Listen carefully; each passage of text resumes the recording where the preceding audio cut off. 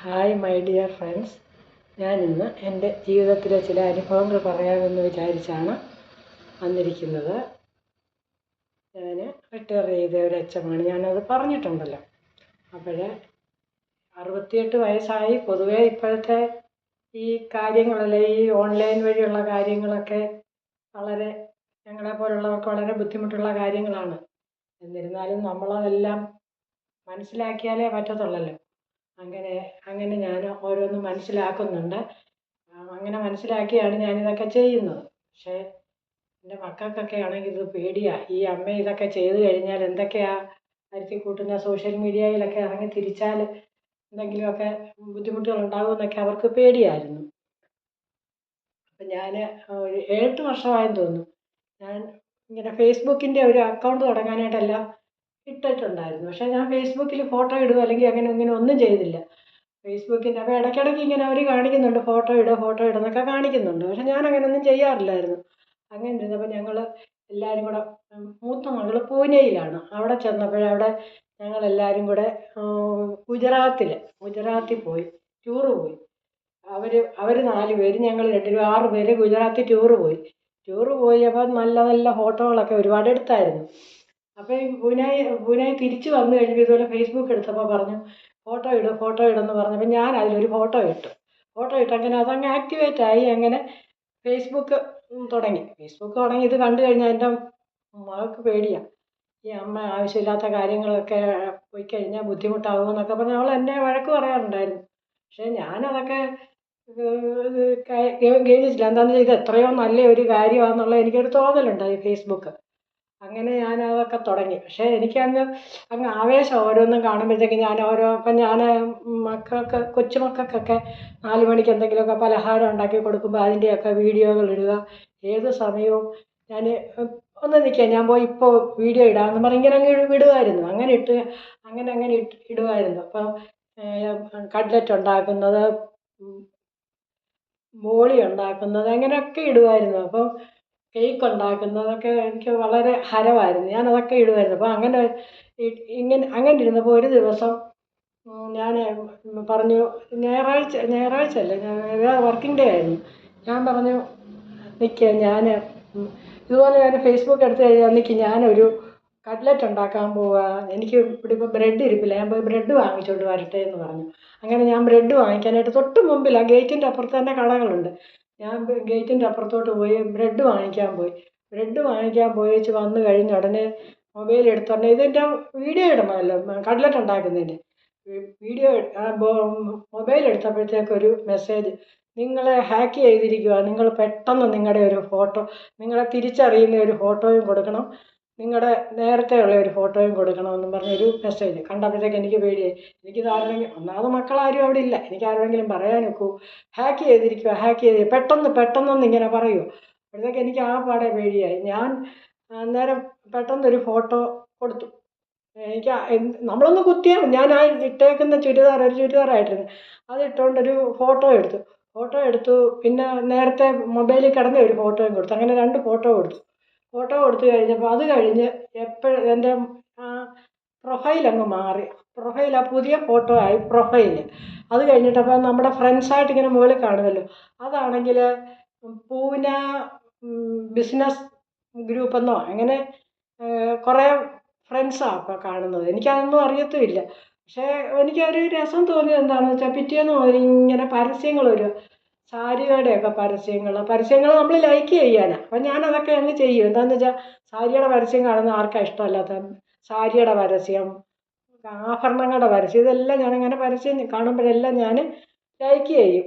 അതുപോലെ ബിഗ് ബാസ്ക്കറ്റിൻ്റെ പരസ്യം, ഇതെല്ലാം കാണുമ്പോൾ ഞാൻ ലൈക്ക് ചെയ്യും. അങ്ങനെ ഒരു മെസ്സേജ് വന്നു, നമുക്കൊരു പുതിയ ബിസിനസ് തുടങ്ങാം, പെണ്ണുങ്ങൾക്ക് ലേഡീസിന് വീട്ടിലിരുന്ന് മുതൽ മുടക്കില്ലാതെ ചെയ്യാവുന്ന ഒരു ബിസിനസ് തുടങ്ങാമെന്നൊക്കെ പറഞ്ഞുകൊണ്ട് ഒരു മെസ്സേജ് കണ്ടപ്പോൾ ഞാനതിനെ പ്രത്യേകിച്ച് പ്രതികരിച്ചതൊന്നുമില്ല. പക്ഷേ ആ മെസ്സേജിന് ഇങ്ങനെ ആയിരക്കണക്കിന് മെസ്സേജാണ് വരുന്നത്.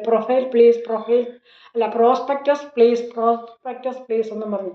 ഞാൻ അതിനൊന്നിനും മറുപടി ഒന്നും കൊടുത്തില്ല. പക്ഷേ അപ്പോൾ ഒരു മെസ്സേജ് വന്നു, നമുക്കിത് മുന്നോട്ട് കൊണ്ടുപോകാമെന്നൊക്കെ പറഞ്ഞ് വന്നപ്പോൾ ഞാൻ പറഞ്ഞു, എനിക്കിതിൻ്റെ ഒന്നും ഒരാവശ്യമില്ല, ഞാൻ ഇതിനകത്തിലൊന്നും ഇല്ലെന്ന് ഇങ്ങനെ എഴുതി എഴുതി കഴിഞ്ഞപ്പോഴത്തേക്ക് പിന്നെ അതായാലും അതുകൊണ്ട് പിന്നെ അതിനകത്ത് അവിടുന്ന് അതങ്ങ് നിന്നു. പിന്നെ ആ പ്രൊഫൈൽ ഒരു എനിക്കറിയത്തില്ല എന്താണെന്ന് അറിയത്തില്ല അത്.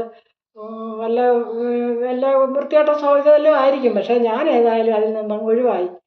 ഞാൻ പറഞ്ഞു എനിക്കിതൊന്നിനും പറ്റുകയില്ല, ഞാനതൊന്നും പറ്റുകയില്ല. അപ്പോൾ അങ്ങനെ എന്നെ ഹാക്ക് ചെയ്ത് വെച്ചിരിക്കുമായിരുന്നു. പിന്നെ മറ്റേതിനൊക്കെ ലൈക്ക് സാരി നല്ല സാരിയാന്നൊക്കെ പറയാനൊന്നും നമുക്കൊരു ബുദ്ധിമുട്ടും ഇല്ലല്ലോ. അതൊക്കെ ലൈക്ക് ചെയ്യുകയൊക്കെ ചെയ്യുമായിരുന്നു. അങ്ങനെ അങ്ങനെ അങ്ങനെ കുറേ ആയി. അപ്പം ഒരു ദിവസം രാത്രി ഞാനിത് ചുരുക്കി പറയാം, കുറേ കാര്യങ്ങളുണ്ട്. ഇതിപ്പോൾ ഒരു വീഡിയോ ആയിട്ട് ഞാനത് ആരെങ്കിലുമൊക്കെ കണ്ട് മനസ്സിലാക്കുന്നെങ്കിൽ ആക്കിക്കോട്ടെ എന്ന് വിചാരിച്ചു. ഇതിൻ്റെ കാര്യങ്ങൾ വ്യക്തമായിട്ടൊന്നും എനിക്ക് പോലും അറിയത്തില്ല. എനിക്ക് ആരോടും മിണ്ടാനും ഒക്കത്തില്ലല്ലോ. ഞാൻ മക്കളറിഞ്ഞ് എന്നെ ഓടിക്കും. അമ്മയ്ക്ക് ആവശ്യമില്ലാത്ത പരിപാടിക്ക് പോയിട്ട് അമ്മ എന്തിനാണ് ഇതൊക്കെ ചെയ്യുന്നതെന്ന് ചോദിക്കും. അപ്പോൾ അങ്ങനെ അപ്പോൾ ഇങ്ങനെ ഇനി ഏതായാലും ഞാൻ അതിനൊന്നിനും ഇല്ലെന്നൊക്കെ പറഞ്ഞ് ഇങ്ങനെ ഇത് മാത്രം ചെയ്യുമായിരുന്നു. എന്താ സാരിയുടെ പരസ്യം, ബിഗ് ബാസ്ക്കറ്റിൻ്റെ പരസ്യം, പിന്നെ ആഭരണത്തിൻ്റെ പരസ്യം, ഇതൊക്കെ ചെയ്യുമായിരുന്നു. അത് കഴിഞ്ഞ് പിന്നെ ഇതുപോലെ ഒരു ദിവസം രാത്രി ഞാനൊരു രാത്രി പാതിരാത്രിയായപ്പോൾ ഞാൻ ഉണർന്നപ്പോൾ ഞാൻ വെറുതെ ഞാനിതൊന്ന് എടുത്ത ഉടനെ ഒരു മെസ്സേജ് കണ്ടു, നിങ്ങളെ ഹാക്ക് ചെയ്ത് വെച്ചിരിക്കുക, പെട്ടെന്ന് ഇതിൻ്റെ നമ്പർ അക്കൗണ്ടിന് ഏതാണ്ട് ഒന്ന് കൊടുക്കാൻ പറഞ്ഞു. അപ്പോൾ എനിക്കതൊന്നും അറിയാൻ വയ്യ. അപ്പോൾ ഞാൻ പറഞ്ഞു ഞാനൊന്നും പറഞ്ഞില്ല. നമ്പർ കൊടുക്കാൻ പറഞ്ഞു, ഞാൻ കൊടുത്തില്ല. എനിക്കറിയത്തില്ലല്ലോ. പെട്ടെന്ന് തന്നെ വെയിറ്റ് ഗൂഗിളിനോട് ചോദിക്കണമെന്ന് പറഞ്ഞ് എന്തായാലും പെട്ടെന്ന് തന്നെ അത് പെട്ടെന്ന് അപ്പോഴത്തേക്ക് എൻ്റെ പ്രൊഫൈൽ പിക്ചർ, ആദ്യത്തെ പ്രൊഫൈൽ പിക്ചർ വന്നു. അതായത് എന്നെ ഹാക്ക് ചെയ്ത് വെച്ചിരിക്കുമായിരുന്നു. ഹാക്ക് ചെയ്ത് വെച്ചിരിക്കുന്നത് മറ്റേ അത് എന്തോ ഫേസ്ബുക്കുകാരത് മനസ്സിലാക്കി അത് കറക്റ്റ് ചെയ്ത് കഴിഞ്ഞപ്പോൾ എനിക്ക് പഴയ പ്രൊഫൈൽ വന്നു. അപ്പോൾ പക്ഷേ ഈ ഹാക്ക് ചെയ്ത് വെച്ചാൽ ഈ കൂട്ടുകാരെല്ലാം അതൊക്കെ തന്നെ. പിന്നെ ഉണ്ടായ ഒരു കാര്യം, എനിക്ക് പറ്റിയ ഒരു അബദ്ധം എന്ന് പറഞ്ഞു കഴിഞ്ഞാൽ, അബദ്ധമല്ല, ഒരു ഇത് മനസ്സിലായത് എങ്ങനെയാണെന്ന് വെച്ചാൽ, ഒരു ദിവസം ഇതുപോലെ എൻ്റെ കൊച്ചുമകനൊന്ന് +2 കഴിഞ്ഞിരിക്കുക. അവന് അഡ്മിഷന് വേണ്ടിയിട്ട് അവിടെ വള്ളിക്കാവ് അമൃതാനന്ദമയ്യയുടെ അവിടെയൊക്കെ പോസ്റ്റ് കൊടുത്തിട്ടുണ്ട്.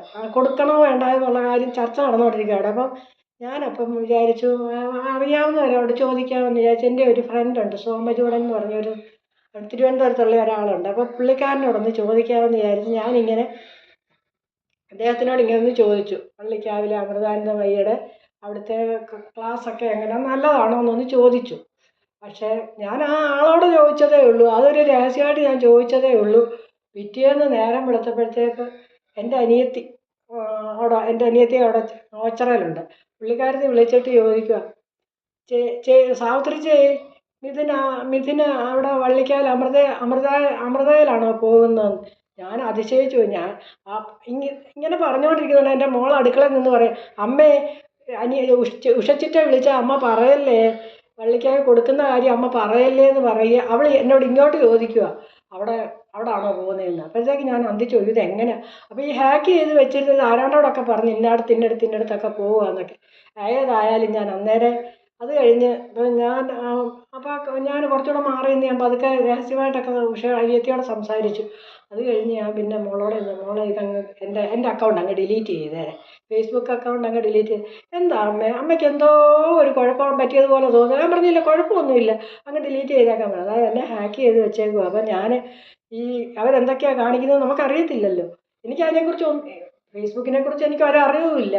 അങ്ങനെ ഏതായാലും അങ്ങനെ എന്നെ അതിനകത്തുനിന്ന് അവളങ്ങ് ഡിലീറ്റ് ചെയ്ത് ഞാൻ രക്ഷപ്പെട്ടു. അപ്പോൾ ഇപ്പോഴും നല്ല ഭയങ്കര നമ്മൾ നിന്ന് കഴിഞ്ഞാൽ ഇതിനൊക്കെ അവർ പറയുന്നതിനൊക്കെ ഇടപെട്ട് കഴിഞ്ഞാൽ പിന്നെ നമുക്ക് വലിയ വലിയ കേസുകളിലൊക്കെ നമ്മൾ കുടുങ്ങുമായിരിക്കും ചിലപ്പോൾ. എനിക്കതൊക്കെ തോന്നി. ഞാൻ അതിനോടൊന്നും അടുക്കത്തില്ല. പിന്നെ ഈ നല്ല കാര്യങ്ങളിപ്പോൾ നമ്മളിപ്പോൾ സാരിക്കൊരു നല്ല സാരിയാന്ന് ലൈക്ക് കൊടുത്തെന്ന് വിചാരിച്ചൊന്നും എനിക്ക് കുഴപ്പമില്ല, അങ്ങനെയൊക്കെ ചെയ്തു. അപ്പോൾ ഇത് പറയാൻ കാരണം ഇങ്ങനെ പല പിന്നെ വേറെ ചില കാര്യങ്ങളുണ്ട്, ഇതൊക്കെ ആവശ്യമുണ്ടെങ്കിൽ പറയാം. എനിക്കിപ്പോൾ ഇത്രയും പ്രായമായ ഞാൻ ഒന്നിലും അബദ്ധം പറ്റാതൊക്കെ ഇത്രയൊക്കെ ആക്കി. പക്ഷേ പിള്ളേർക്കൊന്നും അതൊന്നും പറ്റത്തില്ല. പിന്നെ വേറെ ഒരു കാര്യം, എൻ്റെ പണ്ടേ മുതലുള്ള എൻ്റെ ഒരു ഹോബിയാണ് തയ്യൽ, സ്റ്റിച്ചിങ് എന്ന് വെച്ചാൽ എനിക്ക് ജീവനാണ്.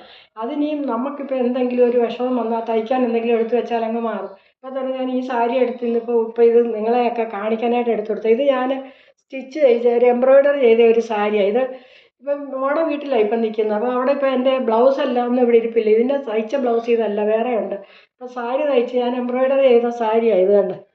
എങ്ങും പോയി പഠിച്ചതല്ല. ഞാനൊരു തയ്യൽ മെഷീൻ എംബ്രോയ്ഡറി മെഷീൻ അങ്ങ് വാങ്ങിച്ച് അതിൽ തന്നെ നമ്മുടെ ഒരു ഇത് വെച്ച് അഭിപ്രായം വെച്ചങ്ങ് തയ്ച്ച ഒരു സാരിയായത്. ഇത് ഇതിപ്പം ഞാനിതൊന്നും ഇവിടെ മക്കൾക്കൊന്നും ഇഷ്ടമല്ല. അമ്മ ഇങ്ങനെയൊന്നും ചെയ്യേണ്ട ഒരു കാര്യമില്ല, അമ്മയ്ക്ക് ഒരു പണിയില്ലയോ എന്നൊക്കെ ചോദിക്കാറുണ്ട്. പക്ഷേ എനിക്കും വേണ്ട ഒരു മനസ്സമാധാനം. എന്താണെന്ന് വെച്ചാൽ ഇതൊക്കെ ചെയ്യുമ്പോൾ ആരെങ്കിലും നിന്ന് കണ്ട് ആർക്കെങ്കിലും ഒരു മോട്ടിവേഷൻ വന്നാൽ കണ്ടോ, ഇത് കണ്ടോ, ഇത് മുന്താണി ഇത് കണ്ടോ, ഈ സാരി മുന്താണി വലിയൊരു ഡിസൈൻ തയ്ച്ചിരിക്കുക. എന്നിട്ട് ഇങ്ങനെ മുന്താണി ഇങ്ങനെ തയ്ച്ചിട്ടുണ്ട്, മുത്തൊക്കെ പിടിപ്പിച്ചിട്ടുണ്ട്. അതിൻ്റെ ഇപ്പുറത്തും ഒരു ഡിസൈൻ തയ്ച്ചിട്ടുണ്ട്.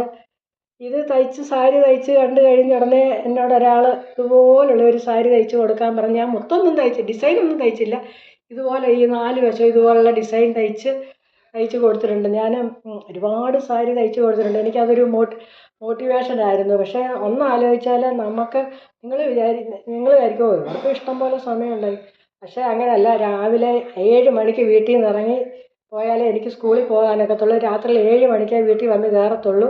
അത് കഴിഞ്ഞ് ഞാനും ഹസ്ബൻഡും 2 പേരേ ഉള്ളൂ. പക്ഷേ ആ ഇടയ്ക്കുള്ള സമയത്ത് അത് കഴിഞ്ഞ് സ്കൂളിലാണല്ലോ. പിന്നെ ശനിയും ഞായറും ഉണ്ട്. രാത്രിയിൽ എനിക്ക് കിടന്നാൽ ഉറക്കമില്ല. എന്താണെന്ന് വെച്ചാൽ ഇത് മനസ്സിലെപ്പോഴും ഇങ്ങനെ ഇത് തയ്ക്കണം. ഇങ്ങനെ ഞാൻ തയ്ക്കും. രാവിലെ രാത്രി ഇതുപോലെ തയ്ച്ചല്ല, അത് കോയൽ കോട്ടൺ സാരിയുണ്ട്. കോയൽ കോട്ടൺ സാരിയെ കുറച്ച് ഡിസൈൻ ചെയ്തിട്ട് ഞാൻ ചെറിയ ഡിസൈൻ ഞാൻ വരച്ചുണ്ടാക്കിയിട്ട് തയ്ക്കും. ചെറിയ ഡിസൈൻ കാണുന്നിടത്തെല്ലാം തയ്ക്കുന്നത്. ഒരു 15-20 ഡിസൈൻ കാണും. അത് തയ്ച്ച് ഇപ്പം 115 രൂപ സാരി, 85 രൂപ, 200 രൂപയ്ക്ക് ഞാനത് കൊടുക്കും ഏതായാലും. അപ്പോൾ അതുകൊണ്ട് രാവിലെ ട്രെയിനിലാണ് പോകുന്നത്. ട്രെയിനിൽ ചെല്ലുമ്പോൾ ലേഡീസ് കമ്പാർട്ട്മെൻറ്റിൽ ചെല്ലുമ്പോൾ എൻ്റെ ഈ കവർ കണ്ടു കഴിഞ്ഞാൽ ആദ്യം കാണുന്നവർ പിടിച്ച് കാണിക്കും. അവർക്ക് ഇഷ്ടപ്പെട്ടാൽ അവരതങ്ങ് എടുക്കും. അങ്ങനെ ഞാൻ സാരിയൊക്കെ കൊടുക്കുമായിരുന്നു. നല്ല ഒരു രീതിയായിരുന്നു എനിക്ക്. കണ്ടില്ലേ സാരി തയ്ച്ചേക്ക്. ഇതൊക്കെ എവിടുന്നാ ഇത്തരം സാരി എന്ന് പറയുന്നത്? എനിക്കല്ലാതെ ഈ ലോകത്തൊരുത്തർക്കും കാണത്തില്ല. അത് ഞാനല്ലയോ തയ്ച്ചത്. ഞാൻ ആ ഡിസൈൻ വരച്ചത്, ഈ ഡിസൈൻ വരച്ചത് ഏതെങ്കിലും ഒരു ചെറിയ ഡിസൈൻ ഒരു ബുക്ക് വാങ്ങിച്ചിട്ടുണ്ട്. അതിനകത്ത് ഒരു ഡിസൈൻ വരച്ചിട്ട് അത് വെച്ചങ്ങ് വരച്ചാൽ. അപ്പം ഞാനിതൊരു ലോങ് വീഡിയോ ഇടാനായിട്ടാണ് ഇട്ടത്. അപ്പോൾ ഇത് വെറുതെ ഇട്ടതാണ്. അപ്പോൾ എനിക്കിപ്പോൾ ഇതിനൊന്നും വലിയത് ഇതൊന്നുമല്ല. പക്ഷേ എൻ്റെ ഒരു ആഗ്രഹമാണ്. അപ്പോൾ എല്ലാവരും ഇതൊക്കെ കണ്ട് അവനവൻ്റെ ആ കഴിവനുസരിച്ച്, ഇപ്പോൾ ഇതായിരിക്കത്തില്ല, ചിലർക്ക് ഫോട്ടോഗ്രാഫി ആയിരിക്കും, ചിലർക്ക് പടം വരയ്ക്കാനായിരിക്കും, ചിലർക്ക് കുക്കിംഗ് ആയിരിക്കും, ചിലർക്ക് ഡ്രോയിങ് ആയിരിക്കും. ഇങ്ങനെ നിങ്ങൾക്കുള്ള കഴിവുകൾ നിങ്ങൾ വികസിപ്പിച്ചെടുക്കണം. വെറുതെ നമ്മുടെ വെറുതെ ഇരിക്കാൻ അനുവദിക്കരുത്. അതെനിക്ക് വലിയ വിഷമം. വെറുതെ ഇരുന്ന് കഴിഞ്ഞാൽ നമുക്ക് ആവശ്യമില്ലാത്ത ചിന്തകളാണ് വരുന്നത്. ഇപ്പം അങ്ങനെ ഞാൻ തയ്ച്ച ഒരു എംബ്രോയ്ഡറി സാരി കാണിച്ചുകൊണ്ട് ഞാൻ ഈ വീഡിയോ നിങ്ങൾക്ക് കണ്ട് മനസ്സിലാക്കാൻ വേണ്ടി, മോട്ടിവേഷൻ ഉണ്ടാകാൻ വേണ്ടിയിട്ട് ഇടുന്നു. എല്ലാവർക്കും വളരെ നന്ദി.